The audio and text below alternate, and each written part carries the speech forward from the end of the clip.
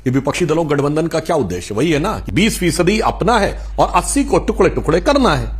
तो ये समाजवादी लोग हैं। समाजवादी ने जब बीएसपी से गठबंधन किया था, बड़े दिल से किया था और मजबूत सीटें अपनी दी थी, जिससे कि खूनी पंजा आपका दलितों के साथ में पिछले 60 साल तक चला, इसको दलितों ने खूब देखा। और बाबा लड़ी थी, बीएसपी लड़ नहीं पाई थी, बीएसपी की एक सीट बहुत मुश्किल से आई थी। गठबंधन अभी हुआ है समाजवादी पार्टी और कांग्रेस का, ये मुसलमान वोटों को लेकर हुआ है। ये बड़ा सामाजिक न्याय की बात सपा करती थी। ये दलितों का रिजर्वेशन इन प्रमोशन किसने खत्म किया था? सपा की सरकार ने खत्म किया था ना। ये दलित उत्पीड़न एक्ट के ऊपर डायल्यूशन किसने किया था? सपा की सरकार ने आके किया था ना। नमस्कार दोस्तों, मेरा नाम है रमन और आप देख रहे हैं द न्यूज रूम। इससे पहले अगर आप हमारे चैनल पर नए आए हैं तो चैनल को सब्सक्राइब कर दीजिए, वीडियो को लाइक कर दीजिए और शेयर कर दीजिए। अबे जल्दी बोल, कल सुबह पनवेल निकलना है। तो समाजवादी पार्टी और भारतीय जनता पार्टी आमने सामने लड़ी थी, बीएसपी लड़ नहीं पाई थी, बीएसपी की एक सीट बहुत मुश्किल से आई थी और समाजवादी 121 सीटें लेके आए थे। 36% वोट समाजवादियों का था। और जो कह रहे हैं गाजीपुर से गाजियाबाद से गाजीपुर, तो गाजियाबाद से जब गाजीपुर की तरफ चलोगे तो समाजवादी का वोट परसेंट बढ़ता बढ़ता गया और जब उपचुनाव गाजीपुर में घोसी का हुआ तो बीजेपी वहां जाके घुस गई और बीजेपी का वोट परसेंट वहां पे 50 की बात करें 30% समाजवादी।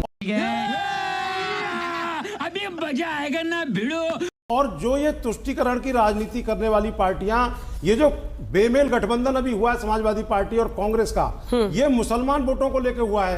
ये क्या बीएसपी का तो बड़ा मेल अच्छा हुआ था जब हुआ था आपका एसपी और बीएसपी का। कैसी बात कर रहे हैं बीएसपी? अब मेल वेल का क्या है? आपको बीएसपी ने तो अंजना जी बड़ा दिल दिखाते हुए गेस्ट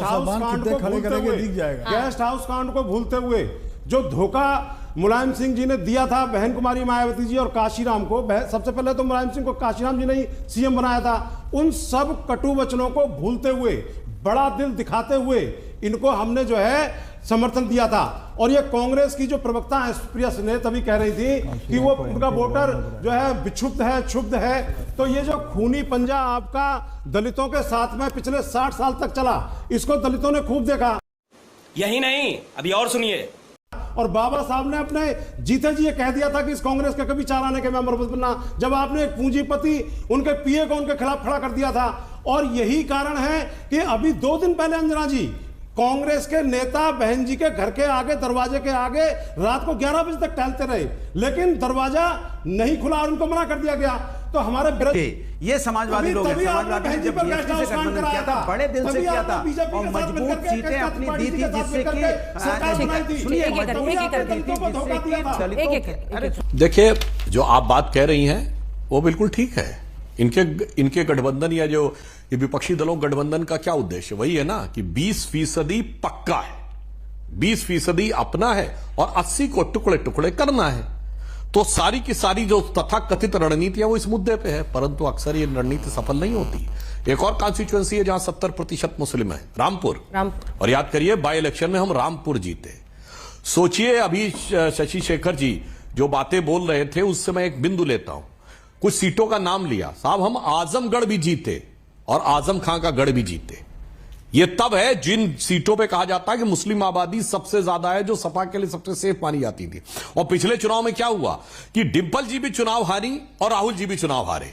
तो यथार्थ यह है कि हम जिस दिशा में आगे बढ़ रहे हैं, हम सबका साथ सबका विकास के साथ चल रहे हैं और ये टुकड़े का जोड़ जोड़ के जो जिक्सा पजल होती है ना कि ऐसे बना के कुछ हमारा हो जाए। मगर एक यथार्थ बताता हूं। अच्छा ये बताइए पिछले 30 सालों में समाजवादी पार्टी का लोकसभा में सबसे शानदार प्रदर्शन क्या रहा है? 2004 में 35 सीटें, गठबंधन के साथ 38 सीटें। गठबंधन के साथ 38 सीटें इनका मैक्सिमम रहा है। अब आइए कांग्रेस का क्या रहा है? 2009 जब सोनिया जी के नेतृत्व में मामला चरम पे था तब इन्होंने 21 या 22 सीटें जीती थी। यह इनका मैक्सिमम है। अब आप बताइए हमारा मैक्सिमम क्या रहा है? पूरे 90 के दशक में 51, 52, 1998 में 60 सीटें। 2004 और 9 हम बुरा दौर देखे, ये बात सही है। उसके बाद मोदी जी के आने के बाद जो हम लोगों ने उछाल मारी है 73 सीटें और सपा बसपा होने के बाद सीटें। हमारा न्यूनतम वोट देखिए, हमारा 90 के दशक में 32, 33, 34, 35% वोट था। फिर हम नीचे गए 23, 24% पे गए 2004 और 9 में। फिर हम 40 पे आए और 49 पे आए। यथार्थ समझिए, बहुजन समाज पार्टी का वोट मैं दर्शकों से कहता हूं चेक करिए, 1990 के दशक से आज तक लगभग कांस्टेंट रहा है 19-20% के आसपास। पास, उनका वोट डाइवर्ट नहीं हुआ है। सपा का कभी आगे जाता है, 28-27 इनका मैक्सिमम रहा है। जब इनकी स्पष्ट बहुमत की सरकार बनी 2012 में, तब 28-29% वोट के साथ बनी।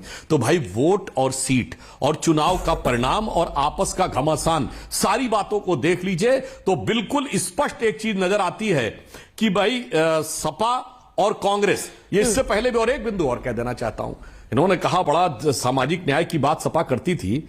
ये दलितों का रिजर्वेशन इन प्रमोशन किसने खत्म किया था? सपा की सरकार ने खत्म किया था ना। ये दलित उत्पीड़न एक्ट के ऊपर डायल्यूशन किसने किया था? सपा की सरकार ने आके किया था ना। और स्टेट गेस्ट हाउस कांड में, जिसमें मायावती जी का बाकायदा कोर्ट में दिया हुआ बयान है कि समाजवादी पार्टी के गुंडे, मेरा शब्द नहीं हो, मेरी जान लेना चाहते थे। और गवर्नर किसका था? कांग्रेस पार्टी का। केंद्र में किसकी सरकार थी? कांग्रेस पार्टी की। हमारे नेता जान पे खेल के नहीं गए होते, स्वर्गीय ब्रह्मदत्त द्विवेदी, तो पता नहीं क्या होता। और जातिवाचक शब्दों से बसपा के दलित विधायकों को, ये लिखित बयान है, घसीट घसीट कर, अपमानित करके कारों में भर के ले जाया जा रहा था। तो ऐसा नहीं है, सबको सबने देखा है कि पिछले 30 साल का टोटल आधार देख लीजिए। अशु जी कुछ शब्दों का चयन करते करते कह गए इधर उधर के टुकड़े लोग जोड़ रहे हैं। भाई आप भी कुछ टुकड़े जोड़ लीजिए। क्या हो रहा है आरएलडी के साथ, क्या हो रहा है जेजेपी के साथ, क्या हो रहा है जेडीयू के साथ, क्या हो रहा है एलजेपी के साथ? अच्छा, हमको सिखा रिया है। क्या हो रहा है जेडीएस के साथ? अरे 38 का कुनबा तो आपने भी जोड़ा है। आप भी तो अपनी कोई सीट वीट शेयरिंग करते हुए दिखाइए। सुनने में आ रहा है बड़ी टक्कर मची हुई है, उस पर भी 2 शब्द बोलिए। अंजना जी, आपने मुझसे पूछा कि बिहार में जो एक यूनिटी ऑफ जो ऑपोजिशन थी, इंडेक्स ऑफ ऑपोजिशन यूनिटी, उसके तहत जीत हुई। देखिएगा इस बार उत्तर प्रदेश का चुनाव, और ये मैं किसी कारण से कह रही हूं, उत्तर प्रदेश का चुनाव कोई अकेला किसी खो में रहकर। खबर ये आ रही है कि रायबरेली सेफर सीट जो है राहुल गांधी को दी जा सकती है और प्रियंका जी लड़ सकती हैं अमेठी से। कुछ बताइए आप। तो कि मेरी ये हैसियत या ये वो है कि मैं उन लोगों से पूछूं आप कहां से लड़ रहे हैं, मुझे लगता है कि ये नेतृत्व, ये खरगे जी का डिसीजन होगा, ये राहुल जी का डिसीजन होगा, ये प्रियंका जी का डिसीजन होगा। कांग्रेस प्रेसिडेंट को और राहुल जी को जो ठीक लगेगा वो जरूर करेंगे।